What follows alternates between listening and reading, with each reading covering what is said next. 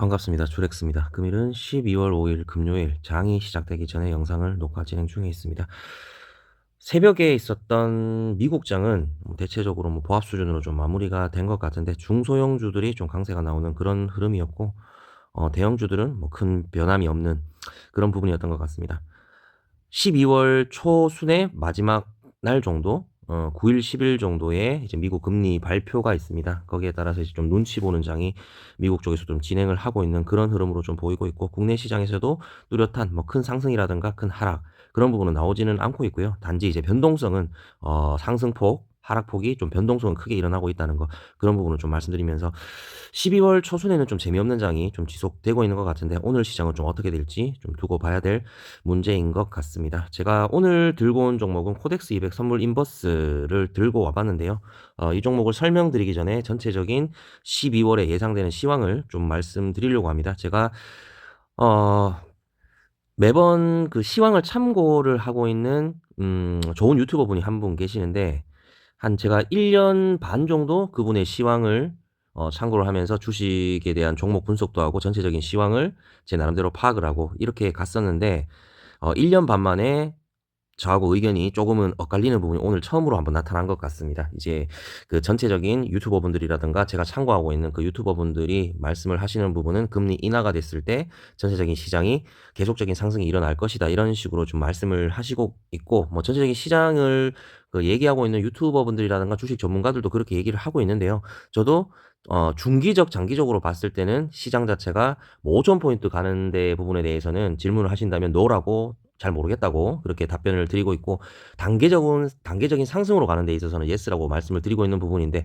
어떻게 보면 그 큰 변화 중에서 한 1단락에 해당되는 부분이라고 볼 수 있습니다. 일단 사람들은 지금 현재 그 미국 금리 인하에 대한 기대감, 또 금리 인하가 될 것이냐 동결이 될 것이냐, 거기에 따른 미국 시장과 아니면 한국 시장을 좀 지켜보고 있는 흐름인데, 저는 개인적으로 좀 생각을 했을 때 가장 그 12월에 변동성이 나타날 수 있는 부분은 12월의 중순 어 마지막 정도예요. 그러니까 12월 18일에서 19일에 BOJ 일본 금리에 대한 발표가 있습니다. 그게 어떤 식으로 영향을 미치냐 하면, 아마 주식을 좀 하셨던 분들은 기억이 나실 거예요. 그 24년도 8월 중순에 우리나라 엔캐리 트레이드 자금 영향력으로 인해 가지고 코스피와 코스닥이 마이너스 15%까지 하락하는 경험을 하신 적이 있을 겁니다. 그때 신용을 쓰신 분들이라든가 아니면 그런 분들 많이 털렸는 그런 경험이 있으실 건데, 또 한 번 찾아올 수 있는 그런 부분이 나타날 수가 있기 때문에, 저는 긍정적으로 바라보는, 단기적인 긍정적으로 바라보는 유튜버 분들하고는 좀 상반된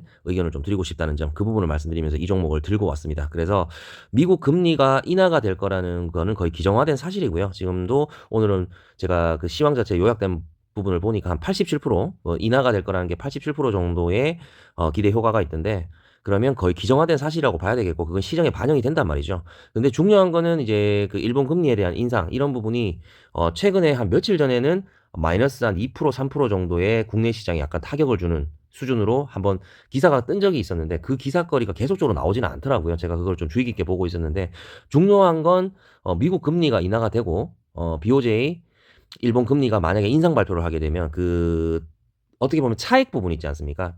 엔캐리 트레이드 자금이라고 얘기를 하는데, 이때까지는 대규모 돈을 굴리는 사람들이 일본의 낮은 금리를 이용해서 돈을 싸게 빌려서 금리가 높은데 투자를 했단 말이죠. 미국이라든가 일본의 싼 금리에 돈을 빌려서 동남아 시장이라든가 미국이라든가 이런 쪽에 돈을 벌 수 있는 쪽에 돈을 꿔주게 되거나 투자를 하게 되면 거기에 대한 차익 부분을 챙길 수 있는 엔캐리 트레이드 자금이라는 게 있었는데, 이게 굉장히 장기간 이어왔었어요. 왜냐하면 일본 금리 자체가 제로 금리로 이어가는 수준이 거의 10몇 년 동안 이렇게 이어왔었기 때문에 꾸준하게 그렇게 했었던 자금들이 엄청나게 모였을 거란 말이죠. 그게 일본 금리가 갑자기 인상이 되게 되면은 갚아야 될 시기가 온다는 거예요. 그러면 돈을 회수할 수밖에 없고, 그 돈을 회수하게 된다면 갑자기 청산이 일어나거나 그 돈이 썰물처럼 빠져나가기 시작하면 주식 시장이라든가 코인 시장이 붕괴될 수 있다는 겁니다. 그게 장기적으로 가는 부분은 아니고요. 단기적으로 약 보름에서 한 달 정도 갈 수 있는 그런 어 시장의 단기적인 악재가 나올 수가 있기 때문에, 작년 8월 달에도 한번 그런 적이 있었습니다. 그래서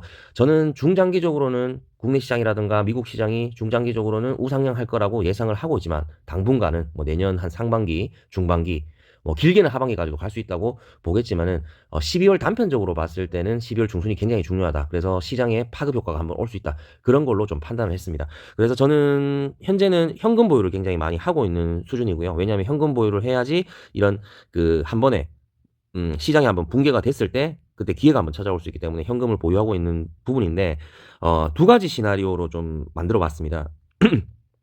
자, 그 코덱스 200 선물 인버스라는 거는 시장이 붕괴됐을 때 그 주가가 상승하는 반대로의 흐름을 보시면 되거든요. 저는 12월 10일부터 18일까지의 국내 시장과 미국 시장, 그다음에 전체적인 세계 시장이 좀 흔들릴 거라고 좀 예측을 하고 있기 때문에 현금 보유를 좀 늘리고 있는 상황이고 거기에 만약에 투자를 하게 된다면 여기에 투자를 할 예정이다. 이제 200 선물 인버스 2X. 그러니까 제가 모든 자금을 여기에 몰빵하는 건 아니지만 여기에 일부 금액은 투자를 해서 단기적인 상승을 좀 노리는 그런 부분으로 투자를 좀 할 것이다. 그렇게 할 거고 그다음에 시장이 많이 붕괴가 되면은 주가가 많이 하락을 하겠죠. 주가가 많이 하락을 하면 주가가 하락을 하는데 버티는 종목들도 있겠지만 대부분에 흐르게 되면은 방법이 없습니다. 그렇게 됐을 때 좋은 종목들은 그때 단기적인 하락이 나왔을 때 잡아야 되겠죠. 그런 종목들을 그 선물 인버스 EX와 함께 같이 설명을 좀 드릴 건데 일단은 10일에서 12월 10일에서 18일 사이에서는 이 종목이 저는 좀 메리트가 있어 보여서 좀 들고 와봤습니다. 그래서 지금 현재 주가를 한번 보시면 최근 들어 주가가 많이 하락을 했어요. 왜냐하면 주식시장이 많이 올라갔기 때문에 반대로 흘러갈 수밖에 없는 거죠. 그래서 최근에 얼마만큼 하락이 나왔었냐면 1년 사이가 안 되지 거의 1년 정도 가까운 사이에 지금 현재 2,500까지 갔었던 인버스 주식이 지금 700원 선입니다. 700원 선이기 때문에 거의 한 4분의 1 토막 정도 난 상황인데 최근 주가의 흐름을 한번 보시면서 여기 거래량을 한번 보시게 되면 한 달이 채 안 됐어요. 그래서 한 달이 채 안 됐는데 어디에서도 보지 못한 엄청난 거래량이 지금 들어와 있는 상태에서 주가는 지금 밀리지가 않고 있습니다. 그 최저점 657점을 최하로 하고 여기 지금 지지를 받고 있는 상황이군요. 지지를 받고 있는 상황에서 거래량은 엄청나게 지금 들어와 있는 상황이기 때문에 주가를 방어를 하고 있다는 그런 의미로 좀 해석을 할 수가 있겠죠. 그래서 저는 개인적으로 이 종목의 주가가 시장이 하락을 해야만 상승이 나온다는 그런 건데 그거는 좀 원하지는 않아요. 그래서 단기적으로 상승발을 좀 노리겠다 그런 의미로 좀 봐주시면 될 것 같은데 거래량이 이만큼 들어왔기 때문에 단기적인 상승이 나온다. 어디까지 상승이 나올 수 있냐? 저는 개인적으로 생각했을 때 이렇게 62평선, 800원 선까지는 충분히 800원 선에서 900원 사이 선까지는 한번 반등이 나오지 않을까. 왜냐 시장이 단기적으로 붕괴를 할 것이다.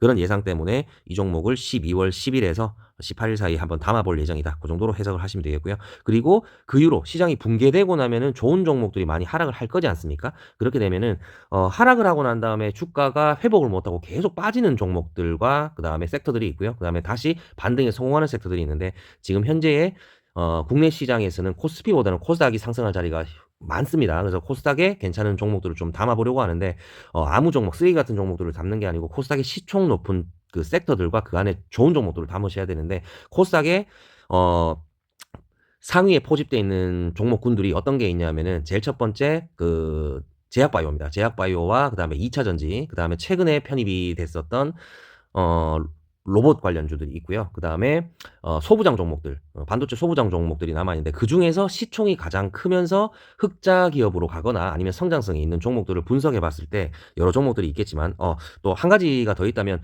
폭락이 왔을 때 가장 먼저 담으셔야 되는 부분은 비트코인입니다. 비트코인이 만약에 1억 밑으로 떨어진다고 했을 때는 큰 금액을 담으셔야 됩니다. 그래서 전체적인 내가 포트폴리오 자체를 뭐 몰빵으로 하는 수준은 아닙니다만 내가 1,000만 원을 가지고 있다면 1억 밑으로 떨어졌을 때는 반드시 30% 이상은 매수를 하셔야 된다는 점. 그 이후부터는 다시 모아 가셔야 되는 부분. 그러니까 한 방에 담을 수 있는 부분은 1억 밑으로 떨어졌을 때는 기회다. 그렇게 좀 생각을 해주셔야 될 것 같고요. 그다음에 종목으로 넘어가 보신다면 저는 개인적으로는 요 종목들이 있습니다. 이게 삼천당제약, 리노공업, 에코프로머티 이렇게 가져왔는데 이제 삼천당제약 같은 경우는 제약바이오 중에서 시총이 10위에서 20위 사이에 해당되는 종목입니다. 이 종목은 제가 예전에도 영상을 한번 녹화를 한 적이 있는데 지금 요런 구간이 있어요. 요런 구간이 있는데 만약에 제 예상대로 시나리오로 된다고 하면 12월 중순에서 하순 사이에 시장이 빠질 때는 같이 빠지겠죠. 그럴 경우에는 이 종목을 담는 것도 괜찮아 보입니다. 왜냐하면 제약바이오가 코스닥이 달릴 때는 어차피 갈 수밖에 없는데 시총이 높은 종목들 위주로 달리게 될 거란 말이죠. 그렇게 된다면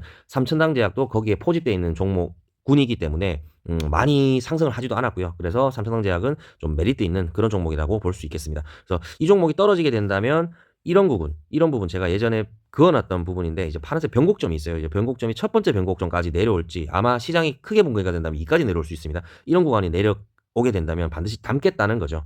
제 희망 사항일 수도 있겠지만 이런 시나리오를 가지고 예상을 하겠다는 겁니다. 대응을 하겠다는 거죠.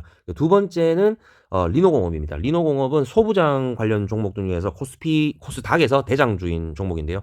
엄청나게 지금 상승을 해가지고 지금 전고점을 뚫은 상태죠. 전고점 뚫은 상태에서 단기 조정을 받고 있는 상태인데 여기 파란색 부분 보이실 겁니다. 여기 지금의 저항대를 뚫고 상승한 부분, 즉 지지선이 되는 거죠. 이 부분까지 하락을 할 수가 있다. 그렇게 되면 이 종목군을 담겠다라는 제 예상을 좀 말씀드리는 거고, 지금 주가에서부터 한 10% 정도가 밀려야 돼요. 그래서 코스닥에서 10% 정도 밀리는 수준이라면 충분히 가능해 볼 수 있는 그런 시나리오가 될 수가 있겠죠.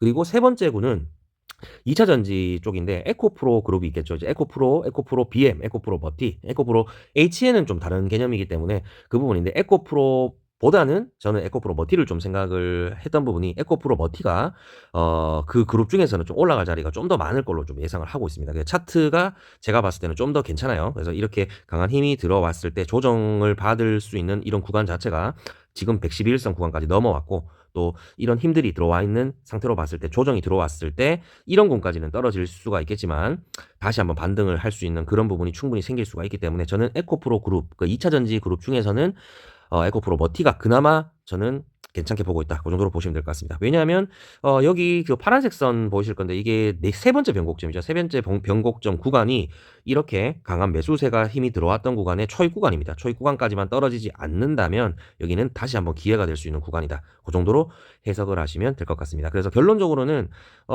그 중장기로 봤을 때는 다른 유튜버 분들이라든가 좋은 유튜버 분들이 하시는 말씀, 그 코스피와 코스닥이 계속적으로 좋은 흐름으로 이어갈 것이다라는 생각은 변함이 없지만 단기적으로 말씀하시는 분이 안 계시더라고요. 그래서 단기적으로 말씀드리는 저의 개인적인 생각은 12월 중하순부터 하순까지는 엔캐리 트레이드 작업, 엔캐리 청산이 일어날 수 있는 그런 부분 때문에 시장이 한번 흔들릴 수 있다. 계속적으로 간다는 보장은 없거든요. 그리고 차트를 봤을 때 지금 선물 인버스 EX가 생각보다 너무 강한 거래가 들어왔기 때문에 한번 시장이 흔들릴 확률이 차트로 보고 판단을 좀 할 수 있는 그런 부분으로 좀은 제 개인적인 생각을 한번 담아봤습니다. 그래서 저는 지금도 현금을 계속적으로 보유하고 있고 단타만 치고 있는데요. 하루 이틀 들고 가는 단타만 치고 있는데 그렇게 계속 유지를 하면서 기회를 엿볼 생각이라는 제 의견을 드리면서 오늘 영상은 마무리할 수 있도록 하겠습니다. 도움이 되셨다면 구독과 좋아요 한 번씩 부탁드리겠고요. 오늘 시장은 아마 중소형주들 중에서 어떤 종목들이 달릴까요? 아마 전력기기 쪽이라든가 아니면 원자력, 그 다음에 제가 봤을 때는 2차 전지도 한번 괜찮을 것 같고요. 코스피는 오늘 좀 헤맬 것 같을 때 코스닥은 좀 괜찮은 시장이 되지 않을까 하는 의견을 드리면서 오늘 영상은 마무리할 수 있도록 하겠습니다. 긴 시간 시청해 주셔서 감사드립니다.